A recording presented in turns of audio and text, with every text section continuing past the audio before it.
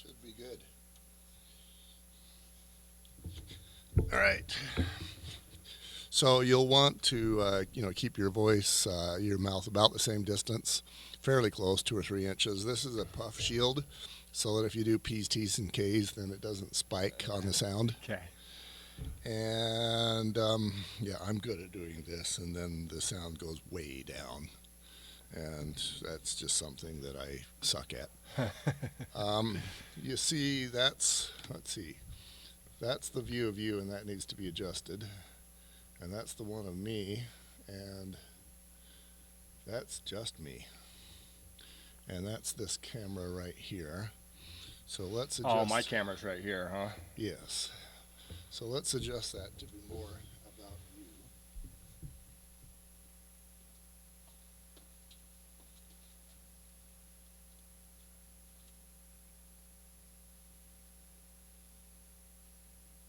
You see on the screen how the background behind you is fluffy in one area and not in the other? Because it's because of the angle. Yeah. We're going to this round corner right See there. if we can do a little here.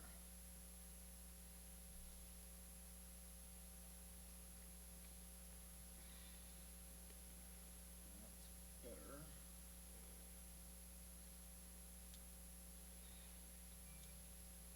Yeah, that's I think that looks great.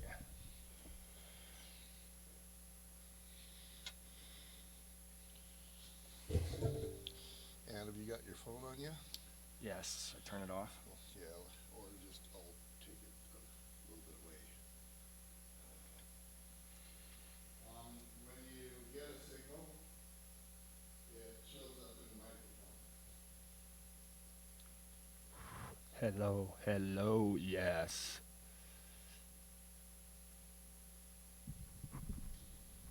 Okay.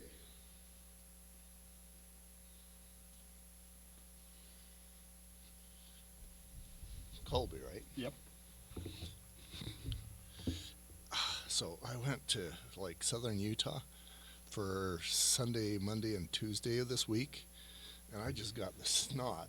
We were in an ant hill. I got a snot bitten out of me. Fire ants? Yeah, big long, like 3/4 inch long ants, and I was paying attention to the ants that were getting on everybody else, and I didn't feel it, but I was the one that got smeared. Oh. Okay, let's see. What'd you learn from that experience, Carl? Really? Oh. Okay, and why is that not behaving? Oh, that's because I'm looking at that camera regardless. Okay, so when I do this, that's you, and when I do that, that's me. That makes sense, but that's still not framed on you very well. Okay, I'll sit right here, and then you can adjust it and look at that screen.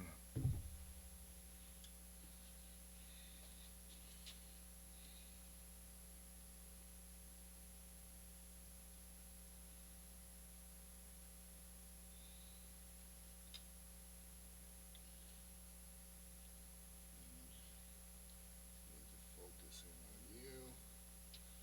Let's turn this one down a little. See what that does. That's better.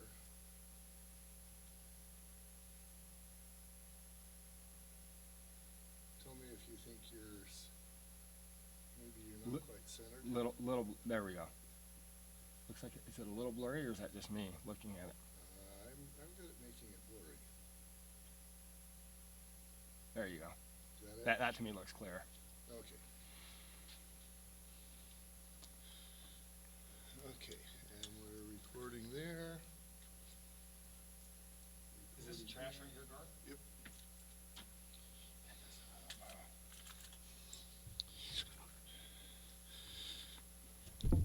Okay, Manalizing podcast number, you get lucky number 3. Yeah. At least this version of it. Colby, Yes, you're building my deck, I am. and it's a pretty fabulous deck.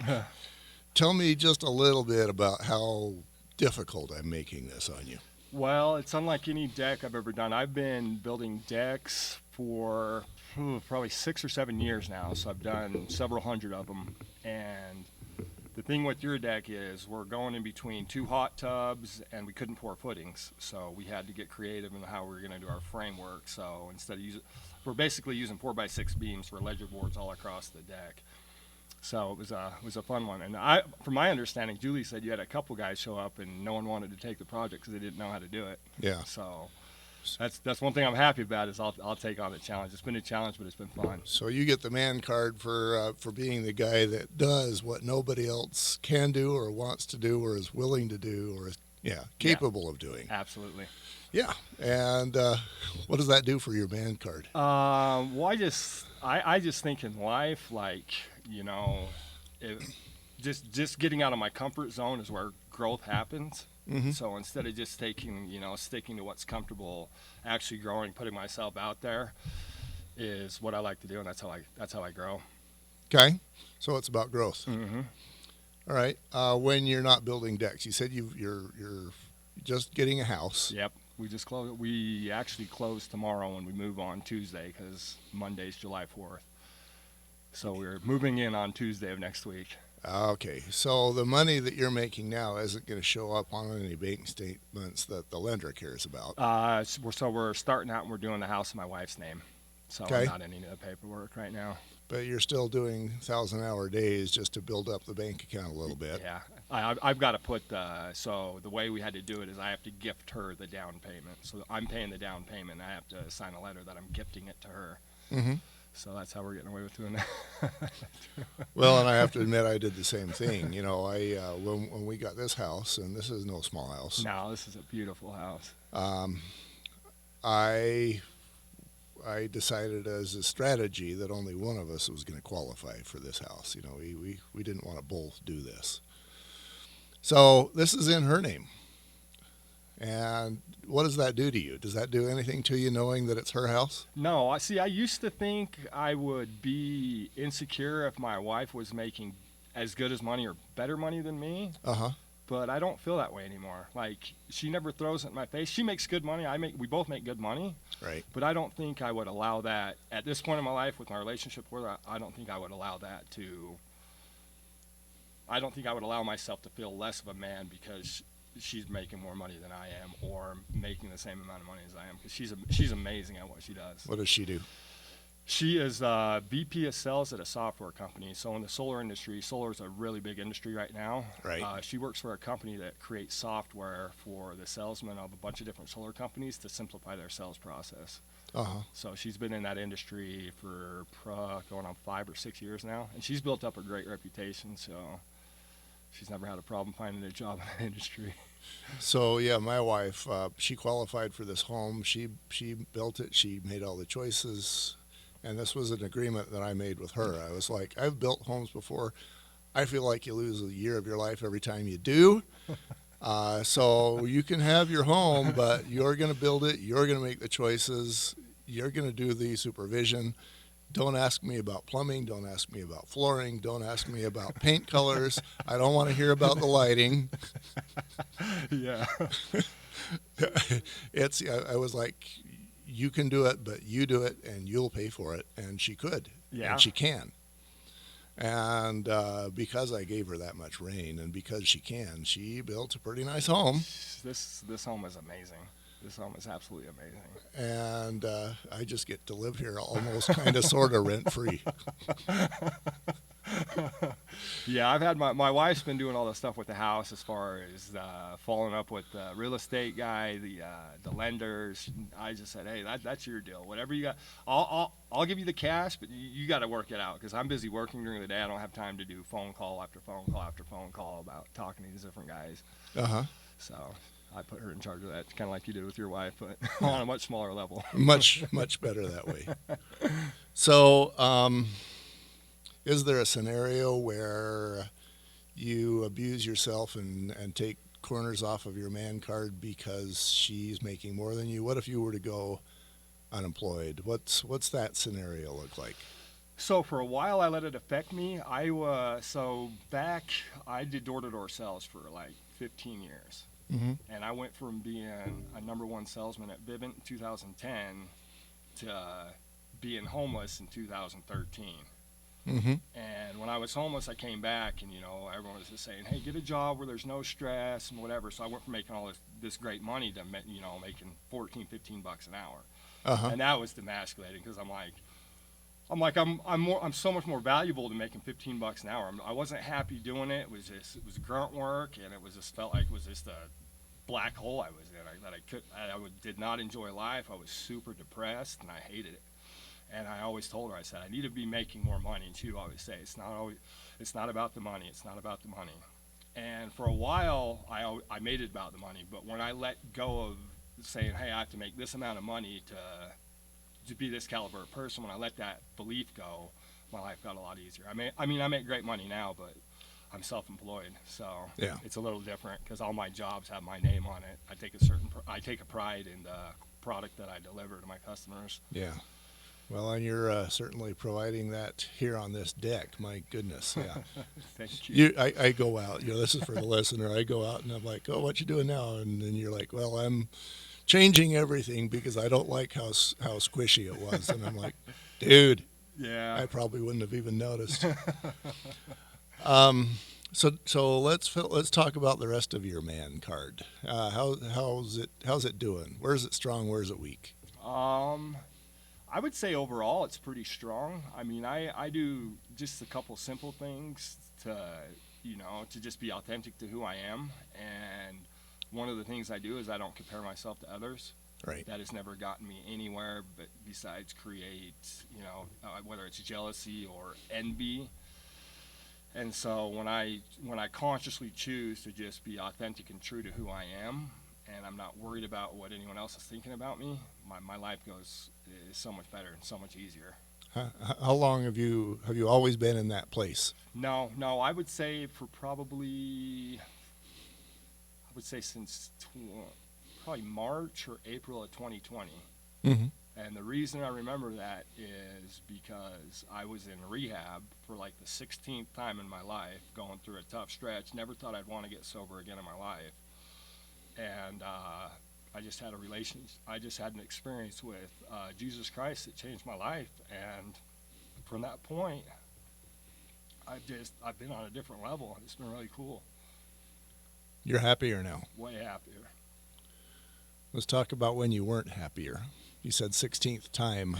Ooh, God, there was a stretch. So I went from being a #1 salesman in Vivint to, using drugs in the off season. I'd come home with a bunch of money, use drugs for 4 or 5 months, and then when it would start to go out and sell again, I'd go out and sell again, and I'd make all this money. I'd come home and I would just have all this money, and I wasn't creating. I was just coming home to relax, and I just found myself using drugs from September until April of the next year. And then I got to a point where I got really bad, where when I went out for the summers, my desire to do drugs was stronger than it was to work. Right. And when that happened, that's when I lost my job. I was sent to rehab. I ran out of rehab, back and forth, being homeless and coming back, because I wanted drugs more than I wanted anything else. And when that was going on, that was tough. It was tough to see the relationships that people that I loved and cared about me, they were keeping a distance because they didn't trust me. And I get it. I'm like, okay, I can see why you would feel that way. But it was tough to see, like, a lot of people in my life just leave my life. And the ones that stuck around were my family and some of my close friends. How did that feel? What was a day in the life of? What did that look like? Oh God. Being homeless, it looked like I was sleeping on a car seat, 13th South in Salt Lake, right behind the Lowe's. I had 10 pairs of clothes on because it was the middle of winter. I went like 2 months without showering. If I could find a tooth, when they were handing out free toothbrushes, I'd brush my teeth once a week.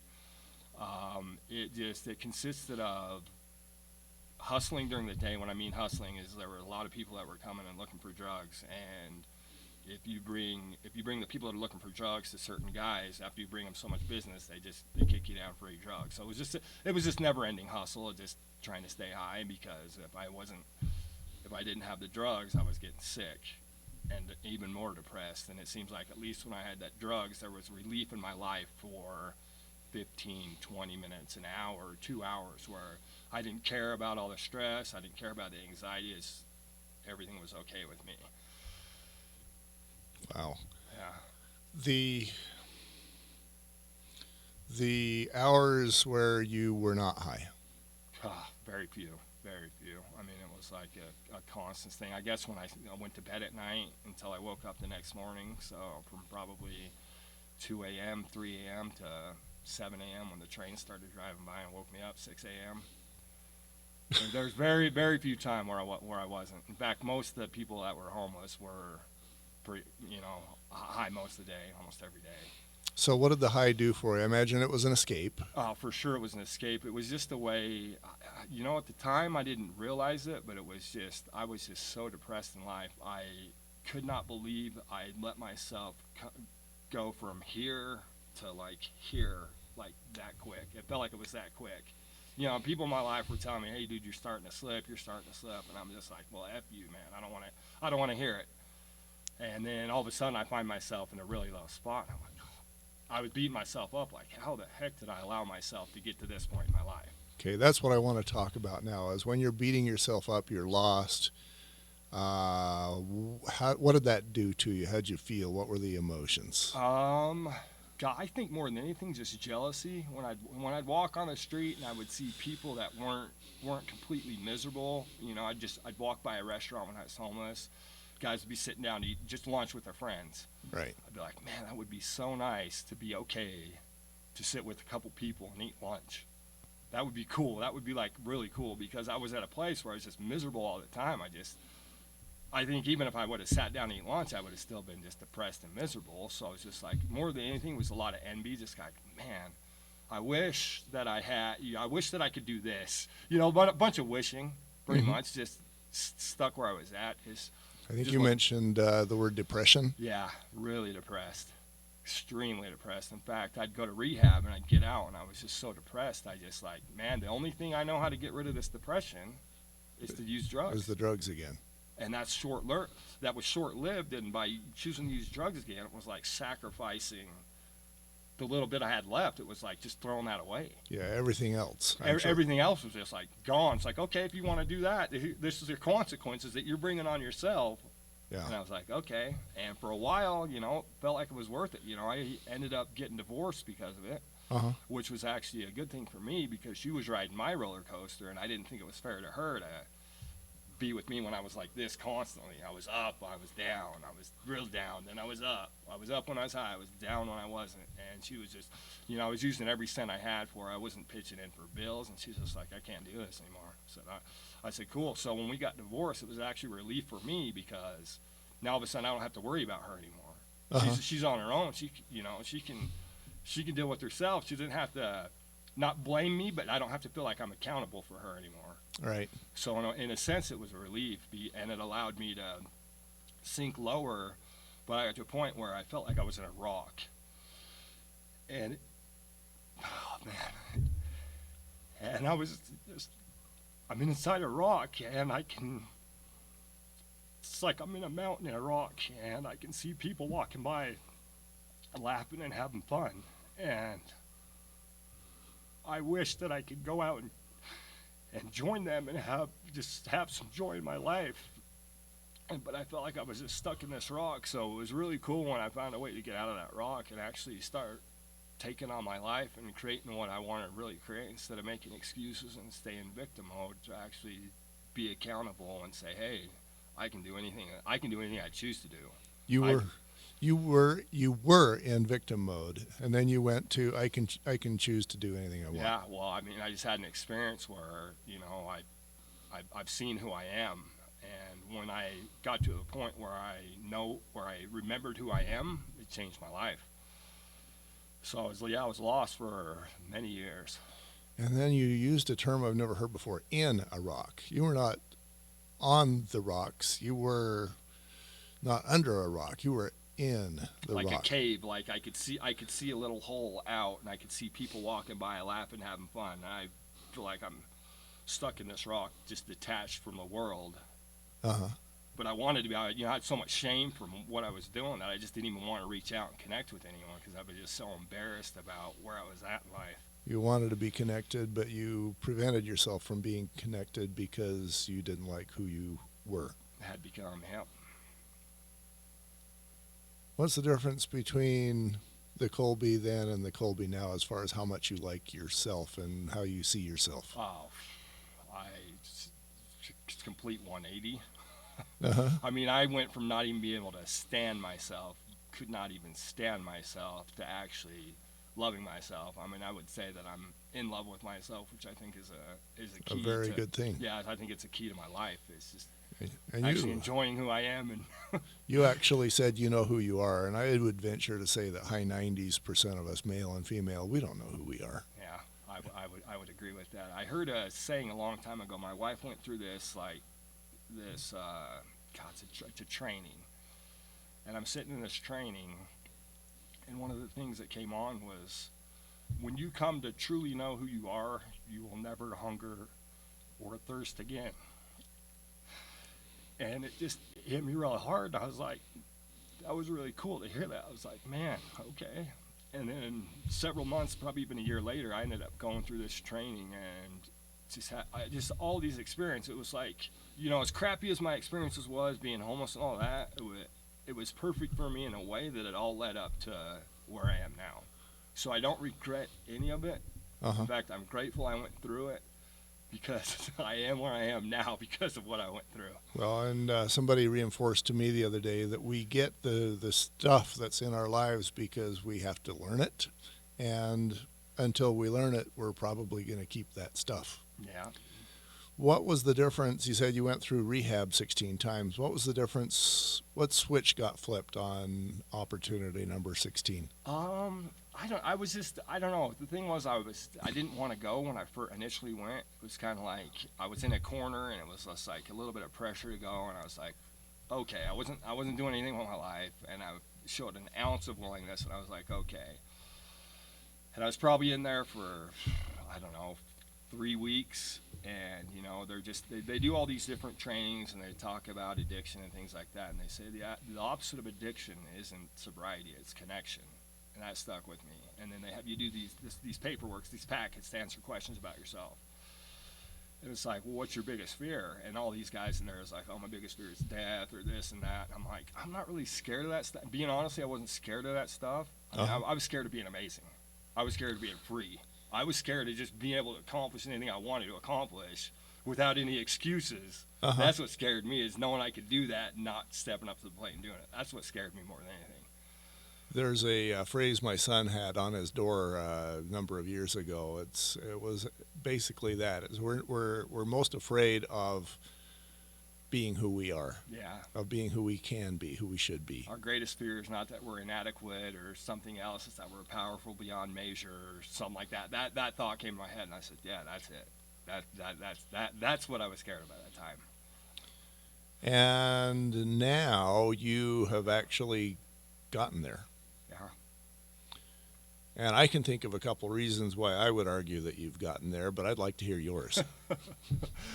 Why I've gotten to where I'm at today? Yeah, what's your magic sauce for getting from the low rock that you were in to the place that you are now? I would just say I'd like to say I did it all myself, but that wouldn't be true. I had an experience. I don't know what anyone's beliefs are in here, or whatever they call the universe, God, higher power, whatever. You be authentic to you. You okay, call it whatever you like. It was just an experience I had with Jesus Christ, where I'm sitting in a rehab, and the Spirit told me to think about Jesus Christ. So I did, and that quick, I was healed completely from the inside out. Like, all this baggage and stuff I wasn't even aware of that I was holding on was just gone, taken away. And I was just filled with this love that I'd never felt before in my life. And at that point, I was like, whoa. And then I made it a point to just spiritually put myself in a spot where I was happy, because I feel like that's the key for me is my spirituality. I Hmm. don't think it's not religion, it's whatever anyone wants. For me, it's my spirituality, my connection with myself, my connection with God, Christ, others. That's what I say is the biggest thing in my life. What advice would you give to your drug addicted self? Hang in there. Okay. Don't, even though you might feel like you're you're losing all these things, you're really not. Hold tight and just know that it's all for a purpose. It's all for a purpose, and it'll work out in its perfect timing. That's tough. Mm-hmm. That's really tough because I can only imagine that when you're in that rock, hearing the words "hang on," you're like, I can't do that. Yeah, because it was hard, because I felt like these convictions I had before I started going through it, all of a sudden I start wanting to feel like some assurance that, what I was so passionate or had such strong convictions of before, I just wanted some like confirmation that those were still true. And for a while, I couldn't feel anything. I was numb. I wanted to feel something and I couldn't. So I felt lost. I was like, man, I didn't know if I was ever going to be able to come back. That's the thing that was most depressing, is everyone's like, oh, just do this and because you're this. And I'm like, well, I don't feel like I'm that guy anymore. It just felt like it had changed me. It wasn't until I had these experiences that had come back and was like, yeah, you're still this guy. You just, you went through this hard time, but look what it's done for me. So What did it do for you? What did going through that teach you? it taught me that I can love myself no matter what. It taught me to hold on. It taught me to fight. That if I want things in life, I gotta fight for them. Life's not easy. Life is definitely not easy. Not all the time. There's things that are hard, and the hard times are okay. The easy times are okay. I would just say it all works out. Hmm. It all works out. So no matter where I'm at right this second, I can create through envisioning, manifestation, just declaring, just inviting things into my life that I want. And for a long time, I just lacked clarity. People would say, "Well, what do you want to do?" Well, I don't know. I had no clarity. I had no direction. And now I know where I'm going. It's a lot easier because I know where I'm going. So if I were to ask you the question now, ask the Colby as of right now, what do you want to do? I want to continue to grow my family. I want to be more successful with my business. I want to keep growing in that aspect. I mean, as far as like financially, I've grown a lot. I never thought I would pay as much as we're paying for this house. If you'd told me a year ago we're paying this much for a house, I would have said, yeah, right. But that's what the market is right now. I want to continue to spend time with my family. Like right now, I live right next door to my parents, and I never thought I'd want to live that close to them again, but it's actually been really cool. I go home and see my parents every day. And it's just like one of those things. It's like, I hear people that saying, like later in life, I got detached from my parents, and then there's a death or someone passed away. I wish I would have spent more time with my parents. And I don't want to look back in my life and say, I wish I would have done this, or I wish I would have done this. Hmm. I just consciously choose to do the things that I'm going to erase all those questions at the end. So if something drastic did happen, I'm okay, because I know, hey, I spent time with them. Right. I loved them. They know I loved them. Uh-huh. We've gotten, there's been a lot of things we've both grown as, like my relationship with my parents, where my mom's eased up a lot. I've eased up in the way I treated her, and we just get along a lot better now. I don't know if that comes with age or it just comes with just spending more time together. Finally, both parties coming to a realization, like, hey, I am who I am, and I'm gonna do things how I want to do them. Uh-huh. I'll respect you, but just please, like, I'm not 11 years old anymore. Yeah, I can live next to you, and I still may be your son, but I'm still my own man. Yeah, exactly. Yeah, I can identify with that because my parents are both passed now, and I understand that it's very common when you have parents go, when you have anybody go, that there's guilt. There's always guilt. So I thought, okay, I know my parents are on their way out. My mom died first, and she had dementia. And so I'd go over there, and I had hairy arms, and she'd pet my arms and tell me how my grandpa had hairy arms. And I go, yeah, Mom. And this is story number 20. You know, I've heard this. This is a rinse cycle, repeat every 3 minutes. And then we'd get past the hairy arms, and then she'd say, well, how's the kidlets? And I'd tell him a story about the kidlets. And then she'd pet my arm again. And and then it was, well, how's the kidlets again? And I didn't want to tell her the same story, so I made something up just to not bore myself to death. You know, well, one of my daughters went to Asia last week, you know, but I knew, just like you, that there would be a day when she would be gone, and that I needed to spend some time with her so that I wasn't feeling that guilt. Yeah. Same thing happened with my dad, actually. You know, I'd take him. He didn't have dementia, but he had dentures, and that was worse. So I'd take him. He had this deal, like, if you come to my house and if you take me somewhere to eat, I'll pay. So that was what he wanted, just to be taken out of the house. Yeah. And so I didn't want to spend a lot of time, so we went to the local KFC. It was a mile down the road. And he'd sit there across the table from me and just spit food out every 15 seconds over onto my plate. And I'm like, man, this is painful. Oh, man. But I did that enough that I avoided having that guilt. Yeah. And I'm sure that, you know, I can't imagine waking up in the morning, especially as a man, and having nothing to do and watching the clock spin until it's time to go to bed. That, to me, there is no greater torture. I would have to agree with you on that, for sure. So I felt like I gave him that service that he needed and requested. When you were down, when you were in that rock, who'd you go to? No one.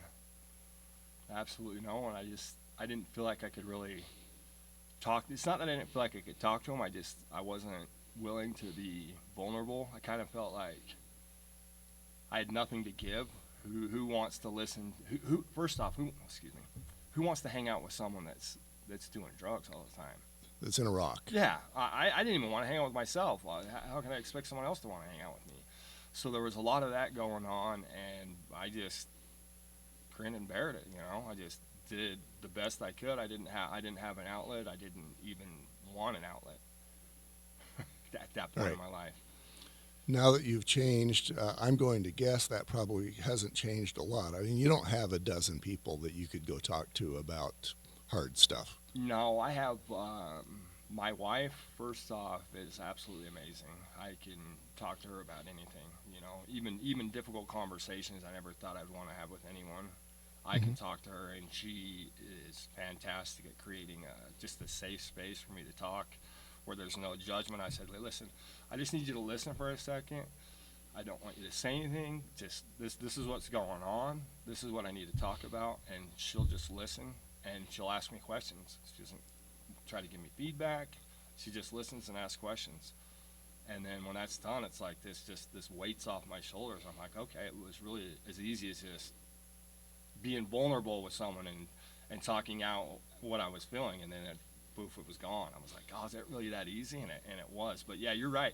I don't have a lot of people I do that with. I do it with my wife. I've got a guy that I work with. His name's Danny Shepard, D Shep, we call him. I talk to him. He's one of my best friends. He's probably my closest friend I have right now. And we've had a lot of just really deep talks where we're both in tears. We're just talking about real life things because we've known each other for 15 years. Yeah. But I would say outside of those two people, there's bits and pieces I could share with people in my family, but it would be filtered to a degree. Like I wouldn't be able to go as real as raw as I wanted to. So with that in my life, probably two people. I was just down in southern Utah the first part of this week. It's a Thursday today, right? Yeah, it's a Thursday.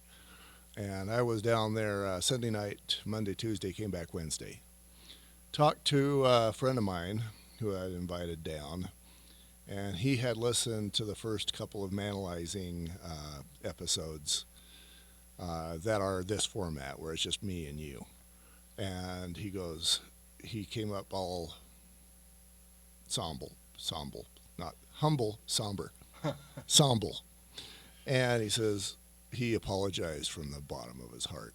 He says, I realize now that 20 years ago you came to me trying to talk. And at the time he owned a glass shop, and it was his routine to be installing glass while he was answering the phone. And so here comes me, and I want to talk about a divorce. And I could tell I was in third place. I mean, I'd showed up during business hours to his place of business. What else could I expect? And so he said, and I'd forgotten about this, but he said that I'd asked him about, my divorce issues, and he'd given me terse answers, and then he got back on the phone with some other ringing customer. And he goes, man, I apologize. I realize what I did to you. And I was, last thing I was going to do is give him a hard time. A, us dudes don't do that. B, I showed up during business hours for him. I should have, and C, I didn't say, look, this is huge for me and I need your time. So I set him up for failure. And D, I didn't have that great of a relationship with at the time. It's not like we were hanging out with each other every week. It had been months since I'd talked to him. But he was the closest person that I had at the time. So I couldn't blame him. I let him off the hook when he was talking to me. I said, yeah, I would have done the same thing to you at the same time, I'm sure. So that's just kind of the man world that we have. I feel like if you've got two people, you're winning the game. How'd you do it? I wouldn't even tell you how I did it, other than just people that I've just trusted in my life and kept the relationships alive. In fact, he's one of the guys that when I was homeless, occasionally I'd run into him. Uh-huh. Once every 2 years, I'd run in. He'd see me on the road, and he'd come and stop and talk to me. So he was always a guy I was jumping. Had like 10 different cell phone numbers in a year because I couldn't pay my phone bill. So he would track down my number, and he'd actually be a guy who'd call me up and check on me, say, hey, how you doing, man? I just wanted to let you know I was thinking about you. So he was one of those guys. How I did it, I don't know. I've been extremely blessed to have. This is a high quality dude. Oh, for sure. I've just been blessed to have people like that in my life. Yeah. I think that's probably one of life's keys, is having somebody like that. And in many cases, we kind of exclude our wives because, we don't want to damage the relationship. Maybe we just had an argument. Maybe it's very easy in a marriage to make things rocky and not trusting, and the last thing you want to do is give her more ammo to shove back in your face. Yeah, I used to do that a lot. I used to be really closed off with my wife. In fact, we'd been married for at this point, 6 years, and I remember thinking to myself, I don't even know if I've ever been truly intimate with this woman I'm with. Mm-hmm. I'm like, I don't even know if she had seen parts of who I am, but never all of who I am. And I was like, man, not only am I ripping myself off, I'm ripping her off. Yeah, you said truly intimate. I just felt like, we'd have sex, but it wasn't like, I don't know. It's just, I don't know how to explain it other than I wasn't giving her all of who I am. I was guarded. I don't know if that came from, getting cheated on earlier in life and just putting up that wall like, hey, I don't want to go through that pain again. Uh-huh. So I'm going to have a wall this big, and when it starts to get close, it's going to be this big. Mm-hmm. But I've learned as I put that wall up, I'm ripping myself off from experiencing the connection that I truly desire, and I'm ripping everyone else off that's wanting to connect with me. Have you considered, you said you got cheated on. Why'd that happen? 17 years old, you know, I lost my virginity to this girl. I thought I was just madly in love with this girl. I would have done anything for this girl. I was flying on cloud nine. She cheats on me. I'm like, I remember when she cheated on me. I remember right then I said, okay. I was devastated inside. I wasn't going to let her see that. Mm-hmm. So I said, okay. And I remember I put up this wall, and at that point on, I just used her to have sex. I didn't care about her anymore. I was like, okay, that part's done. And I used her. And I think I think more of anything, it became habitual to just guard myself from being that vulnerable again. I didn't like to go through that pain. Right. But as I've gotten more and more in life, I said by keeping that wall up, it's keeping my relationships, you know. If you could base a relationship on a scale 1 to 10, 1 being the worst, 10 being the best, it's keeping my relationships at like a 4 or 5. Yeah. When really I want a 10 because I want to show up authentic and unique, and I don't want to, you know, if I'm rejected by someone, I don't want that. I don't want to allow myself to base my self-esteem on what someone else thinks about me. That is a new flavor of what I call the roommate syndrome. So basically, I think for a lot of us guys, we feel like we go from being happily married to roommate syndrome, which basically means no sex, and then we're just a team, and we take turns changing diapers, but are really no closer than any other roommates would be. Yeah, I know. I told I've had conversations with my wife. I said, man, when we get to a point where we're not having sex at least 3-4 times a week, like, just know we're gonna talk about it. And I'm gonna talk about it with you. I don't want you to take any offense, but that's important to me. Like, for me as a man, for me myself, I can speak for myself. I can't speak for everyone else. Mm-hmm. Like, being physical is important for me. That is my love language right there. That's a lot of our love languages. Gosh. And I remember my first marriage. I had complained long and loud, and I twisted and turned and tried to find something that would work. And she finally said, "Well, that's your cross to bear." Oh man. And I held on to that one until well into the divorce, and she said something about, well, I want this and this, and I said, well, that's your cross to bear. I let her know I remembered that phrase. Yeah, that would be tough. I mean, my wife is just so cool. I don't, from where I'm at now, my relationship's completely different than where, you know, I feel like me and my wife, we got married again. We got divorced, we got married again. You married the same woman again? Yeah, I married the same woman again.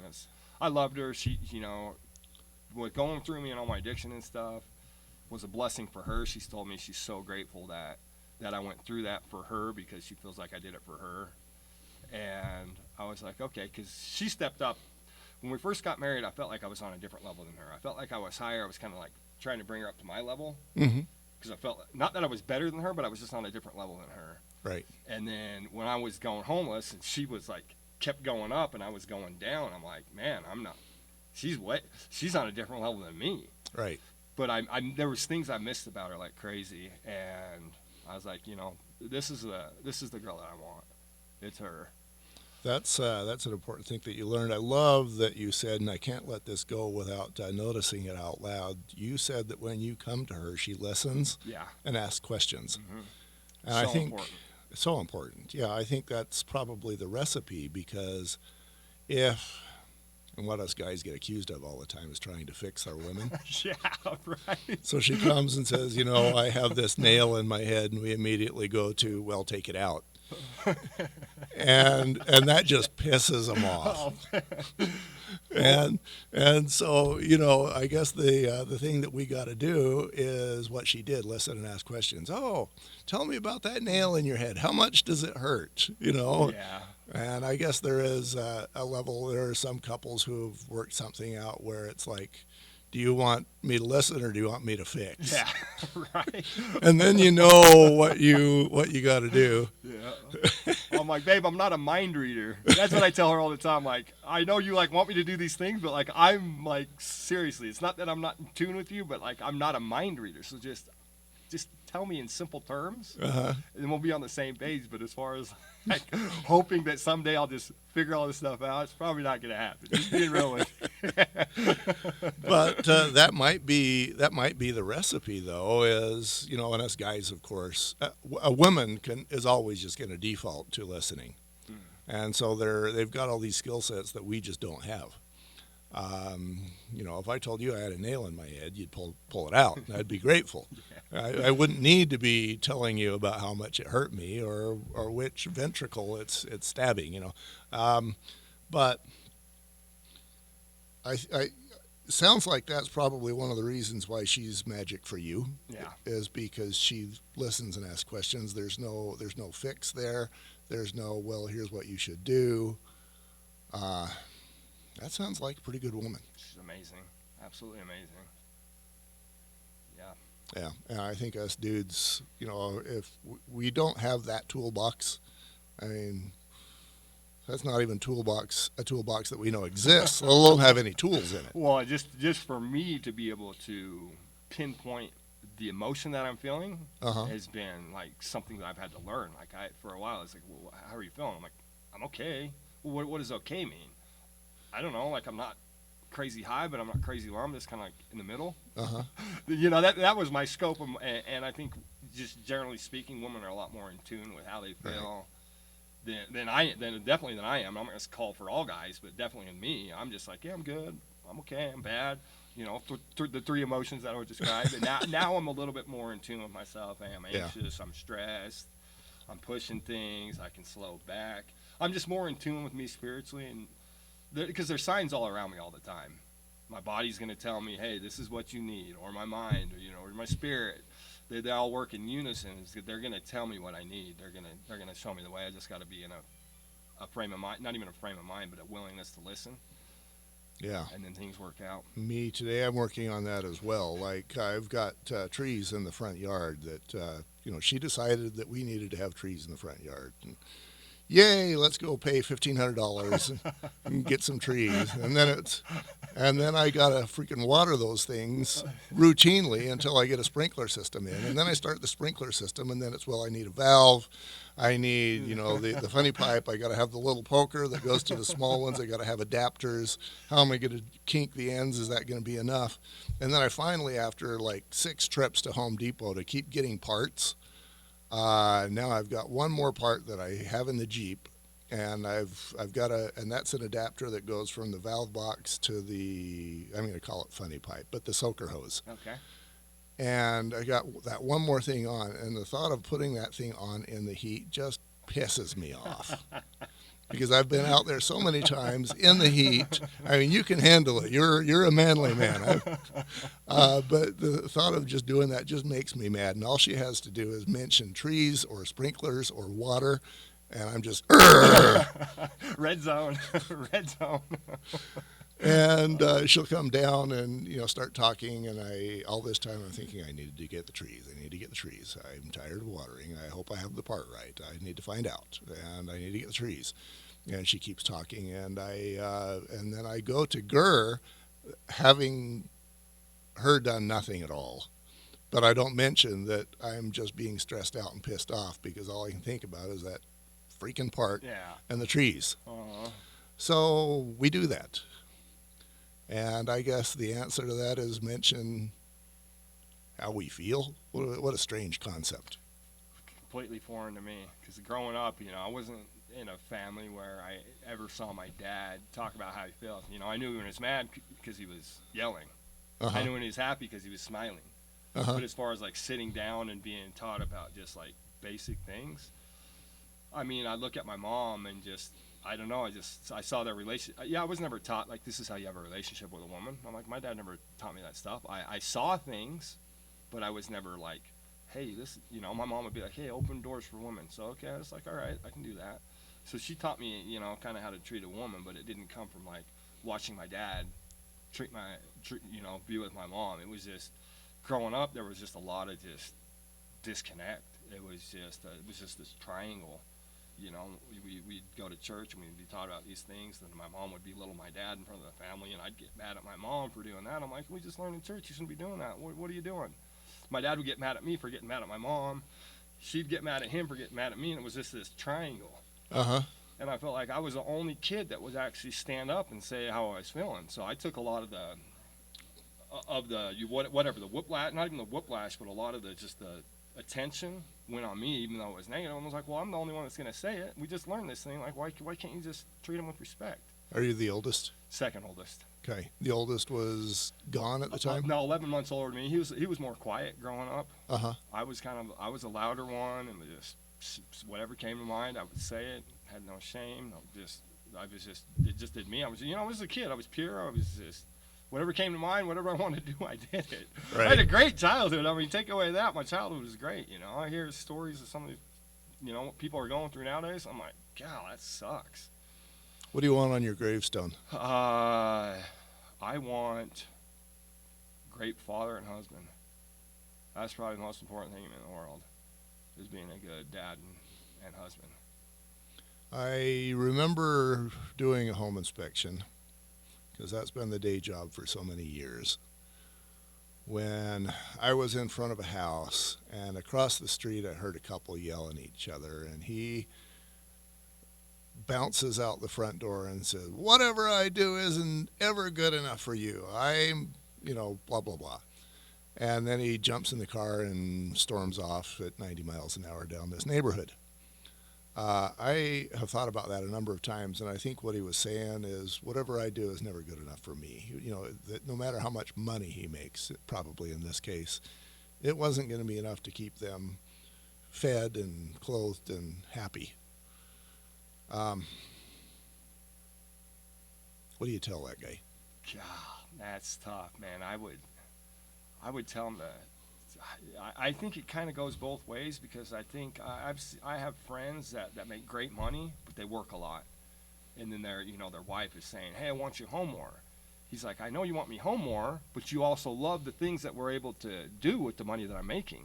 Right. There's got to be a compromise one or the other. If I'm home more, then we got to notch down our lifestyle a little bit. Uh-huh. And it seems like the story I'm hearing from these guys is the women want it both ways, and I'm like, it doesn't happen both ways. So I'm grateful my wife's not like that. Uh-huh. It would be hard to be in a situation where it was like that, because my wife, when I get home at night, she's like, yeah, I just want to thank you for working so hard. And my guys that work with me, they don't understand it, because their wives are calling, hey, where you at? Come home, I want you home. I'm like, no, my wife she supports me. And maybe that's because you have communication and she asks you questions and then listens. Yeah, well, we're on the same team, and as we've gotten closer, and I know that she's my person, she knows that I'm her person. It's easier, but there's got to be a willingness both ways. Yeah, and I suspect, and this isn't going to be the answer for everyone, but I suspect that if she asks you questions about why you're gone so much, and then listens, and then you tell her why, and then you communicate, and then she buys into whatever choice you both make, that's probably going to be a little easier. Way easier. I know a kid pretty well who's about 30, and he got a job selling cars, and he's doing very well.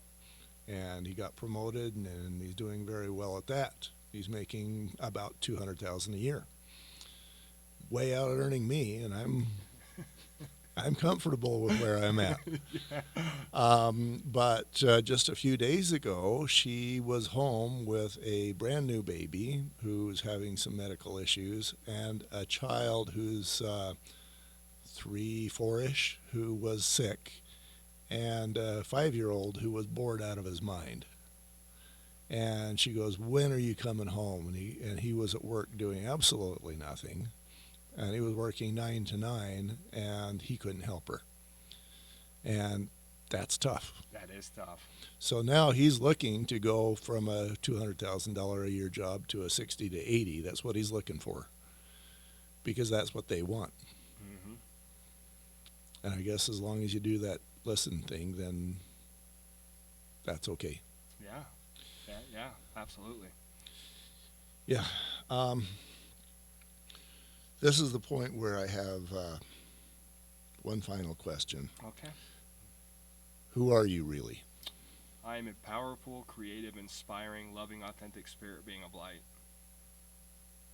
And as such, my eternal purpose is to bring kindness, empowerment, and truth, so that peace, love, joy, acceptance, forgiveness, and abundance lives throughout the world. Dang, we could start the podcast and do another one on that. Is that what kind of training is that got you there? Well, it's this training up in Salt Lake called Impact Training. But like I get to choose my creation statement, and it can vary because I'm more than just those things. I feel like I'm like all the positive things. Like I could go on and on of the list of the things I am. I'm courageous. I'm kind. I could the list goes on and on. But whenever I'm going through a hard time, I just repeat who I am and what my purpose is, and it's just like this weight is lifted. It just hones me back in and like, okay, it's okay. I got this. Okay, so I'm going to confess right now. You said I'm a blah blah blah of light, blah blah blah blah blah, and I was like, yeah, those are all good words. But then I heard of light. It's kind of like Charlie Brown and the school teacher, rah rah rah rah of light. Why did you pick of light? Because I feel like I know that I am light. I'm light. I am love. I'm kindness. I'm truth. I'm honor. I'm abundant. Yes, you are. You run into people on occasion who there's a light there. Yeah. And from my very weird, twisted point of view, you don't expect a contractor to be a man of light. We all are. When it comes down to it, I believe every person on this earth is a spirit being of light. Yes, we are. Yeah. Thank you. You're welcome. Good stuff, man. That was cool.